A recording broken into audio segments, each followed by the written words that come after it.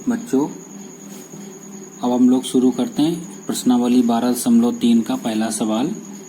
पहला सवाल कह रहा है आकृति जो दी हुई है ये छायांकित भाग का आपको क्षेत्रफल निकालना, जो ब्लू कलर का है इस भाग का क्षेत्रफल निकालना है। और आपको दिया हुआ पी क्यू बराबर 24 सेंटीमीटर, माने पी से क्यू तक की ये वाली डिस्टेंस आपको 24 सेंटीमीटर दी हुई है। पी से आर तक की डिस्टेंस आपको 7 सेंटीमीटर दी है तथा ओ व्रत का केंद्र इस एरिया का क्षेत्रफल निकालना है। अगर हम पिछली एक्सरसाइज पे जाएं तो मुझे ये लगता है कि ये आपका जो है एक वृत्तखंड बन रहा है। ठीक है, ये जीवा है, ठीक, वृत्तखंड का क्षेत्रफल बन रहा हुआ है। लेकिन इसमें बात ये ना तो हमें त्रिज्या दी हुई है और ना ही इस जीवा के द्वारा केंद्र पर बना हुआ कोण दिया है। अगर ये केंद्र पर बना हुआ कोण दिया होता तो त्रिज्या निकालने का हम लोग कुछ प्रयास करते। कैसे? ये ओ आर ओ क्यू ये अर्धवृत्त बना रही है, ये व्यास है, ठीक है, आधा वृत्त इधर आधा। अर्धवृत्त में बना कोण समकोण होता है, माने ये वाला जो कोण होगा वो कितने अंश का होगा? 90 अंश का होगा। ठीक है, तो ये एक समकोण त्रिभुज बन जाएगा। मीन्स क्यू पी आर एक समकोण त्रिभुज है, तो समकोण के सामने भुजा ये कर्ण हो जाएगी। तो कर्ण का वर्ग बराबर आधार वर्ग प्लस लंब वर्ग, और इन दो भुजाओं को हमें बताया उसने।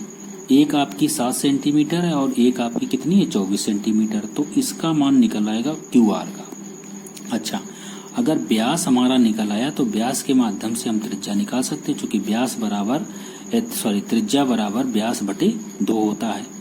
ठीक है, तो इसकी त्रिज्या तो निकल आएगी, लेकिन अब बात है इसका कोण नहीं पता है। तो कोण ना पता होने पर मुझे सोचना क्या पड़ेगा? इस वाले एरिया का क्षेत्रफल निकालना है।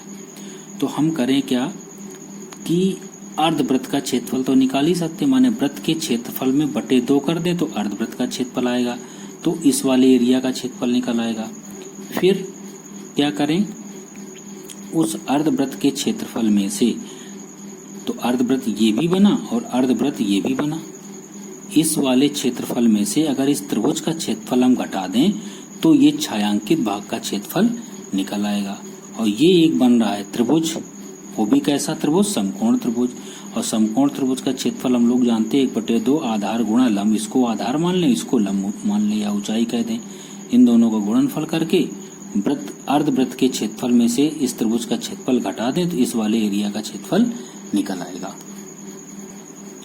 आपको दिया हुआ है पी क्यू बराबर 24 सेंटीमीटर और पी आर बराबर 7 सेंटीमीटर, माने पी से आर तक की दूरी ये 7 सेंटीमीटर दी है और ये आपको 24 सेंटीमीटर दी हुई है। ठीक है, ये अर्धवृत्त में बना कोण है तो ये कितने अंश का हो जाएगा? 90 अंश का हो जाएगा। ठीक, आर क्यू जो है वो वृत्त का व्यास है। ठीक है, इसलिए कोण आर पी क्यू बराबर क्या होगा? 90 अंश है।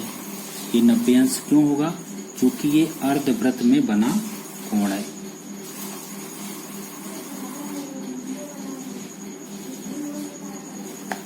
ठीक, तो त्रिभुज क्यू पी आर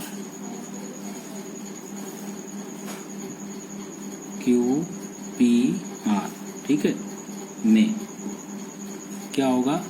ये समकोण है, समकोण के सामने भुजा कर्ण होगी, माने क्यू आर का स्क्वायर बराबर R P square plus P Q square. ठीक है, इसकी वैल्यू हमें निकालना है क्यू आर का स्क्वायर। आर पी डिस्टेंस आपको दी है 7 सेंटीमीटर, आर से पी तक की दूरी है 7 सेंटीमीटर, प्लस इसकी डिस्टेंस है आपके पास 24 सेंटीमीटर, तो 24 का स्क्वायर। ये आपके पास हो जाएगा 7 सत्ते 49, 24 24 576, जोड़ दोगे तो ये आपके पास आ जाएगा 625, माने क्यू आर का स्क्वायर बराबर इसके, तो क्यू आर बराबर हो जाएगा √625, माने क्यू आर बराबर आ जाएगा 25 सेंटीमीटर। कहने का मतलब जो वृत्त था उसका व्यास आया है, व्यास बराबर 25 सेंटीमीटर। इसलिए अगर हम त्रिज्या निकालेंगे तो त्रिज्या हमारी कितनी आ जाएगी? त्रिज्या हो जाएगी 25/2 सेंटीमीटर। ठीक है, त्रिज्या की हमें क्यों जरूरत पड़ी? क्योंकि हमें अर्धवृत्त का क्षेत्रफल निकालना है। तो अब हम लोग लिखें छायांकित भाग का क्षेत्रफल। छायांकित भाग का क्षेत्रफल।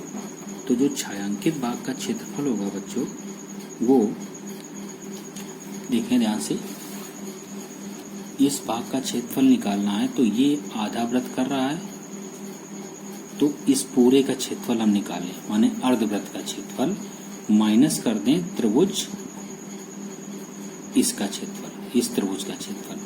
तो वही हम लोग यहाँ करने जा रहे हैं।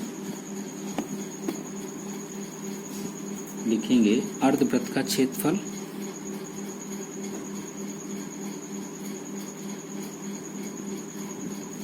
माइनस त्रिभुज RPQ का क्षेत्रफल। अर्धवृत्त माने वृत्त का क्षेत्रफल क्या होता है? πr² के होता है।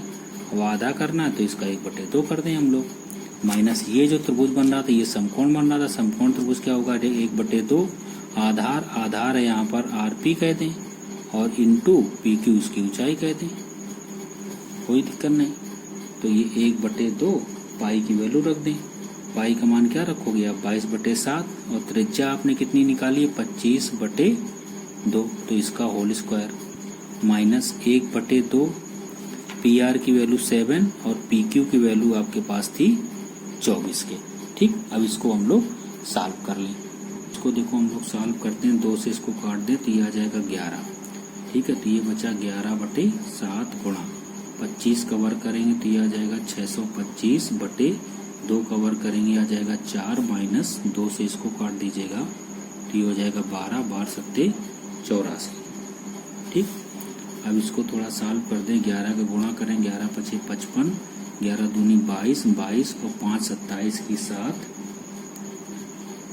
11×2 = 22 और 5 27 की 7 हाथ से लगी 2, 11 छक्का 66, 66 और 2 68, 6875/7 चौको 28 माइनस ये आपके पास 84, जिसके बटे कुछ नहीं उसके बटे 1, 28 हम यहाँ से लासा ले लें तो ये बचेगा 68 75 माइनस 84 गुणा 28।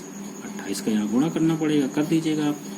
तो ये आपका गुणा जब करोगे तो 68 75 इन दोनों का जो गुणनफल आएगा वो आएगा 2352/28। ठीक, इनका डिफरेंस करोगे तो डिफरेंस जो आएगा 5 से 2 गया 3, 7 से 5 गया 2, 8 से 3 गया 5, 6 से 2 गया 4/28 सेंटीमीटर स्क्वायर। चाहो तो आप यही लिख दो आंसर, या इसको हम लोग भाग कर देंगे तो ये बराबर में आ जाएगा आपके पास 161.53 सेंटीमीटर स्क्वायर। इसको भाग दे के हमने रख लिया था पहले से, ये आपको समझ में आ गया होगा संभवतः सवाल। एक ये देखिए दूसरा सवाल है, आकृति 12.20 इस वाली आकृति के लिए बात कर रहा है। छायांकित भाग का क्षेत्रफल निकाला। छायांकित भाग ये है, यदि केंद्र O वाले दोनों सकेंद्रीय वृत्तों की त्रिज्याएं 7 और 14 हों, इसकी त्रिज्या 7 सेंटीमीटर है यहाँ से यहाँ तक, ठीक है, और यहाँ से यहाँ तक पूरी कितनी है? 14 सेंटीमीटर, O से A तक की डिस्टेंस। कोण AOC बराबर आपको 40 अंश, केंद्रीय कोण उसने 40 अंश दिया है। तो ये जो बन रहा है OBD, ये एक त्रिज्यखंड बन रहा है, और OAC, ये भी क्या बन रहा है? एक त्रिज्यखंड बन रहा है। ये त्रिज्यखंड बड़े वाले वृत्त के लिए है, और ये वाला त्रिज्यखंड OBD जो है वो छोटे वाले वृत्त के लिए है। छोटे वाले वृत्त की त्रिज्या 7 सेंटीमीटर है और बड़े वाले वृत्त की त्रिज्या आपकी 14 सेंटीमीटर है। कोण दोनों के लिए आपका 40 अंश है। ठीक, आइए इसको करते हैं। इस छायांकित भाग का क्षेत्रफल निकालना है, तो सबसे पहले हम लोग बड़े वाले त्रिज्यखंड का क्षेत्रफल निकाल लें, उसमें से छोटे वाले त्रिज्यखंड का क्षेत्रफल घटा दें तो इस वाले भाग का क्षेत्रफल निकल आएगा।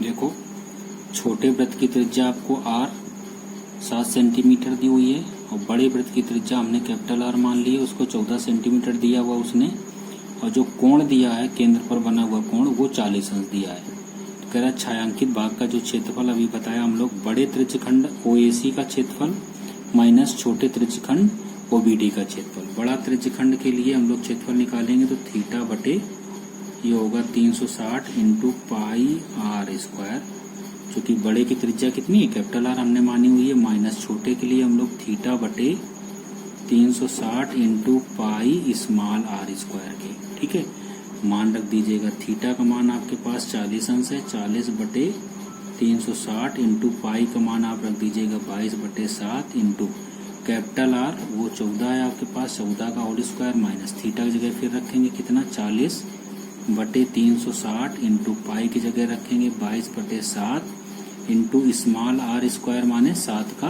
Whole square. ठीक, अब इसको आप सॉल्व कर दीजिएगा, 40 इसको काटेंगे ये 9 बार में जाएगा, इसको भी काट दीजिएगा 9, तो ये आपके पास आ गया सिंपली 1 बटे 9 गुणा 22 बटे 7 गुणा 14 के माइनस ये बचेगा 1 बटे 9 गुणा 22 बटे 7 गुणा 7 के। ठीक है, तो यहाँ पे आप देख रहे हैं 7 से ये कट जा रहा है, 7 दूनी 14 के और 7 एकम 7 के, तो ये आपके पास बचा 22 दूनी 44,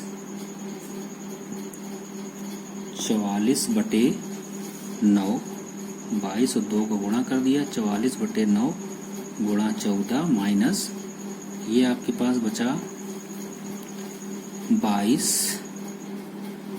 गुणा 7 बटे 9 के। दोनों में लासा ले लीजिएगा आप, 9 आपने लासा ले लिया, तो ये आपके पास बचा 14 गुणा यहाँ करें 14 चौको 56 की 6, यहाँ से लगी 5, 14 चौको 56, 56 और 5 61 हो जाएगा 616 माइनस 7 दूनी 14, 7 दूनी 14 1 15, इसको आप घटा दीजिएगा तो ये आया 616 माइनस 154 बटे 9, इसको घटाएंगे 6 से 4 गया 2 और यहाँ 11 से 5 गया 6, 5 बचा, 5 से 1 गया 4, 462 बटे 9, 3 से काट दो 3 त्रिका 9, 3 एकम 3, 1 बचा 16 हो गया, 3 5 15, 1 बचा 12 हो गया, 3 चौको 12, तो ये आपके पास आ गया बच्चों 154 बटे 3 के। ठीक है, इतने सेंटीमीटर स्क्वायर छायांकित भाग का क्षेत्रफल होगा। चाहो तो इसको दशमलव लिख दो, नहीं तो यही बना रहने दो। संभवतः ये सवाल आपको समझ में आ गया होगा।